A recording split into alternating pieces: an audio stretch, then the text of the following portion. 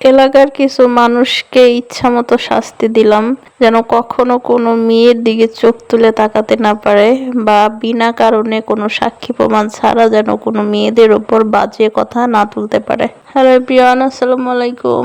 আমি খুবই খুবই অসুস্থ, জ্বর, মাথা ব্যথা প্রচুর পরিমাণে গতকালকে থেকে। আমি মাথার ব্যথায় উঠে দাঁড়াইতে পারতেছি না, তারপরেও কিন্তু সমস্ত কাজকর্ম করে একটু শুইছি।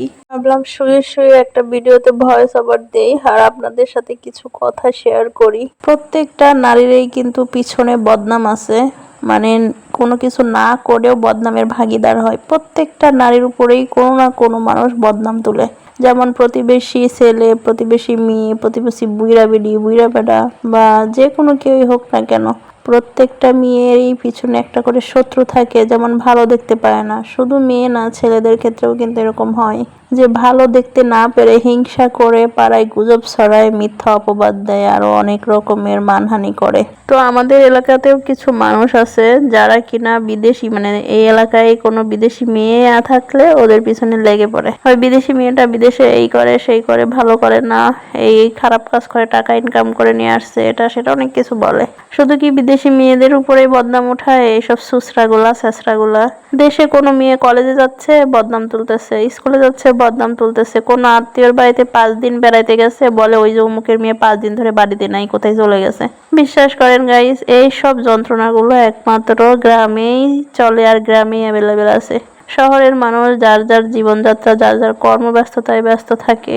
এরকম মানুষের কি হইলো না হইলো, কি করলো না করলো, এসব কুটনামি নিয়ে কিন্তু ঘুরে বেড়ায় না। যার যেভাবে ইচ্ছা কাজ করতেছে, খাচ্ছে, ঘুরে বেড়াচ্ছে বিন্দাস, কোনো সমস্যা নাই। কিন্তু গাইস, গ্রাম অঞ্চলে আপনি একটা বাচ্চা মানুষ করবেন, নিজে ভালোভাবে থাকবেন, কখনোই পারবেন না গ্রাম অঞ্চলের কথার জন্য, মানে গ্রাম অঞ্চলের মানুষের কুটু কথার জন্য। তারা কথা বলতে বলতে বানিয়ে বানিয়ে আপনার ভালো থাকার গোষ্ঠীরে মেরে দেবে। আপনার মনে হবে যে এই গ্রাম ছেড়ে যেন আমি শহরে চলে যাই, বা দূরে কোথাও চলে যাই, যেখানে আত্মীয় স্বজন বা নিজের কোনো লোকজন নেই, নিজের কোনো গ্রামের লোকজন নেই। গাইস, সহ্য করতে না পেরে এরপর আমি গেছি আমার আত্মীয় স্বজনের জ্বালা, মানে নিজের মানুষ অপরিচিত কেউ হলে তাকে 2টা চড় দেওয়া যায়, থাপ্পড় দেওয়া যায়, মামলা করা যায় বা নালিশি করা যায়, কিন্তু নিজের মানুষ হইলে তাদের সাথে কি করা যায় বলেন?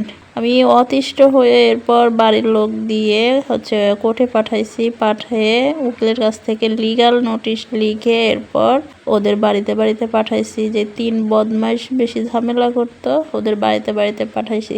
জানেন না গাইস, আমাদের এলাকারই একটা মেয়ে আত্মীয়র বাড়িতে বেড়াইতে গেছিল 4 দিনের জন্য, আর এলাকায় কথা বের হয়েছে যে ওই বাড়ির মেয়ে কোথায় যেন চলে গেছে, 5 দিন ধরে বাড়িতে নাই। এরকম আরো অনেক ঘটনা আছে, অনেক বিবাহিত মেয়েদের নিয়ে, অনেক অবিবাহিত মেয়েদের নিয়ে, অনেক সাংসারিক মানে গৃহকর্মীদের নিয়ে, এরকম অনেক অনেক ভেজাল বাঁধাইছে অনেক অনেক মানুষ। মানে যাদের চরিত্র ভালো না, ওরা কিন্তু মন মানসিকতা যাদের ভালো না, যাদের দৃষ্টিভঙ্গি ভালো না, তারা কিন্তু ওই যে গ্রাম অঞ্চলের এইসব মেয়ে বউ, ঝি বউ, এদের উপরে কিন্তু এরকম বদনাম উঠায়। কিছু কিছু পুরুষ মানুষ আছে খুবই, মানে খুব বাজে ধরনের খারাপ আচরণ করে, আর এদের মন মানসিকতা খুবই বাজে ধরনের। এই সমস্ত এলাকার কুত্তাগুলোরে কোনোভাবেই মুখে বলে ভালো করা যাচ্ছিল না, যার জন্য এদের মুখ বন্ধ করার জন্য আইনি পদক্ষেপ নেওয়া হলো। এখন লিগাল নোটিশ আসছে কোর্টের মাধ্যমে, এখন দেখা যাক ওরা কি করে। 15 দিনের টাইম দেওয়া হয়েছে, 15 দিনের মধ্যে মুখ বন্ধ করবে, না হলে আইনিভাবেই কিন্তু মামলা হয়ে যাবে।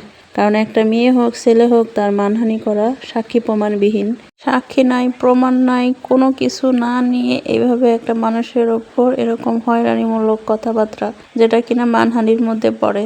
আপনাদের এলাকার মধ্যে যারা এরকম করবেন তাদেরকে ঠিক এরকমভাবে শাস্তি দিয়ে দেবেন। তার কারণ হলো এরা শুধু মানুষের পিছনে পড়ে থাকে, মানুষের ভালো দেখলে এরা সহ্য করতে পারে না। এরা এলাকার মধ্যে এরকম কোনো গুজব ছড়াবো যার কোনো সাক্ষী প্রমাণ কিচ্ছু নেই, আপনি ওই সব কাজের ধারের কাছেও যান নাই, কিন্তু ওরা মুখে বলে বলে কথাটা মনে হবে যে সত্যি আপনি এই কাজটা করছেন, এই অপরাধটা করছেন, এরকম কিছু মানে সিচুয়েশন তৈরি করবে, যার জন্য এইসব মানুষকে উপযুক্ত শাস্তি এইভাবেই আইনগতভাবে দিতে হবে। তো গাইস, অসুস্থ শরীর নিয়ে ভয়েস ওভার দিতে অনেক কষ্ট হয়ে গেল, তারপরেও ভয়েসটা দিলাম দুঃখে পড়ে, কষ্টে। কারণ একটা মেয়ের উপর যখন এরকম বদনাম আসে, সাক্ষী প্রমাণবিহীন বদনাম, তখন কিন্তু খুবই খারাপ লাগে, সিচুয়েশনটা খুবই খারাপ হয়ে যায়। তাও যদি আবার নিজের এলাকার মানুষ এগুলো বলে, কিছু না দেখে না শুনে। আলহামদুলিল্লাহ, এসব কুত্তাদের উপযুক্ত শাস্তি দিতে পারছি।